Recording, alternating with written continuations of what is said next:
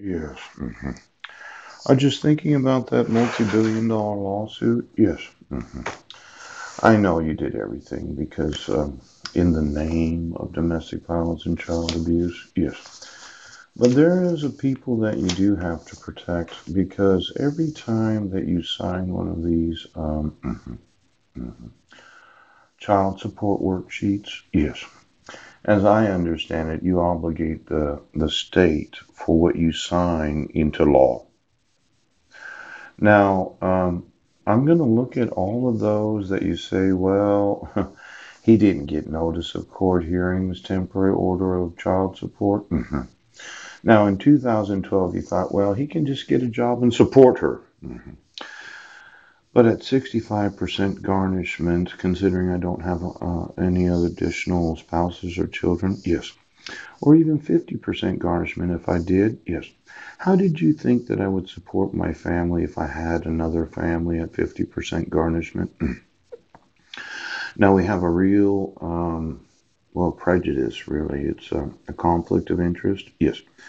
On the one side, the petitioner says he owes me money because I gave him five sons. On the other side, there's the father that says, well, if you don't give me notice of court hearings, you don't have to listen to me. Oh, but you're given a blank check that the people of the state of Washington have to pay. Now, this extension of credit, yes. You know, let's say that you did actually listen to what the respondent says, and I happen to be homeless, living in a fifth wheel. Yes. And I don't have employment because you issued a protection order where there was already a no contact order. Yes. Then you had me arrested, and you reissued the protection order where I was found not guilty. Yes. And then my wife filed for a default dissolution of marriage when I responded within the 90 days. Yes. When you don't equitably enforce the laws of the United States, you used your pen, yes, to sign a dissolution of marriage, yes, where the state of Washington is quite possibly liable for your judicial decisions.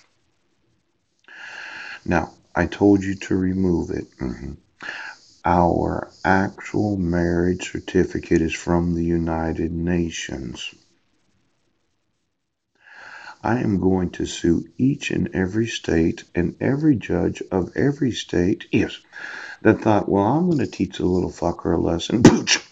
I'm going to issue a child support order for X number of children when they know that they can't pay because you happen to be using the taxation of the state. Now, those dollars that child support services has been spending, yes, they could have been used to pay for oh, other programs. Yes, seems to be some sort of budget issue in various states. Could cause the bankrupting of states. Now, I know you do not listen to the actual power that you have as a judiciary, and you thought, well, it'd be better if I was sterilized. Yes, yes, yes. You just wanted to cut my dick off, did you? Stop having little ones? You thought I was a deadbeat dad. You know, um, judges that sign dissolutions of marriage where there's an obligation of alimony or child support that has to be enforced through child support services or the state of Washington. Yes.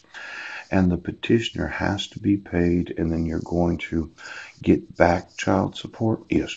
You are using the actual revenue of the state to enforce your court orders without the enforcement of the laws in place. Now I'm going to sue every state. So just get me all of those deadbeat dads that when the judge thought, well, you piece of shit, I'm going to make you pay. They forgot that they were obligating the taxation of the population. Looks to me like you're abusing the people. Oh, you don't think about the people. Uh-oh, the people have no power because corrupt judges issue corrupt court orders where they want to teach the corrupt citizens that they're going to fucking pay. But I'm going to sue every judge in the United States right now. Okay? In every county. Now just give me all the back child support owed, all the interest, all the fees, all the court fines, pooch, and every individual that's gotten arrested for failure to pay child support. Yes. I know you wanted to put me in jail numerous times for failure to pay. Yes. But I would think that it's really the judge's fault for not making sure that I got notice of court hearings. I could explain my current situation. Yes, if he'd started off with maybe $50 a child at $250 a month. Yes, and then you had worked with me as a citizen. As my life improved, I could have upped the amount of child support.